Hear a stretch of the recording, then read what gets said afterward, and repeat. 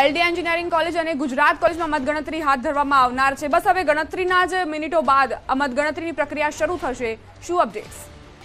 દીપા, મતગણતરી છે તે થોડી જ કલાકોમાં શરૂ થશે। 8 વાગે શરૂ થશે। તે પહેલા બેલેટ પેપર છે તે ગણતરી શરૂ થશે। આપને દ્રશ્યો બતાવવા માંગીશ કે અમદાવાદની પૂર્વ જે બેઠક છે તેની મતગણતરી અમદાવાદની એલડી એન્જિનિયરિંગ કોલેજ ઉપર થવાની છે અને ત્યાં બહારના આપ દ્રશ્યો જોઈ શકો છો કે સુરક્ષા વ્યવસ્થા સઘન કરી દેવામાં આવી છે।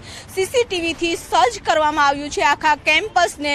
પહેલા તો જ્યારે કલેક્ટર આવશે ત્યારબાદ તમામ એજન્ટો હશે અને તેની હાજરીમાં જ આ સ્ટ્રોંગ રૂમ છે તે ખોલવામાં આવશે। ત્યારબાદ ઈવીએમ ને છે મતગણતરી જે સેન્ટર છે એટલે કે વિધાનસભા વાઇઝ મતગણતરી થવાની છે તે તમામ બૂથના ઈવીએમ ને લઈ જવામાં આવશે અને ઈવીએમ લઈ ગયા બાદ પહેલા બેલેટ પેપર ગણવામાં આપ જોઈ શકો છો કે એલડી એન્જિનિયરિંગ કોલેજનો ગેટ છે તે અંદર છે એટલે કે 3 પ્રકારની સુરક્ષા વ્યવસ્થા છે તે ગોઠવવામાં આવી છે।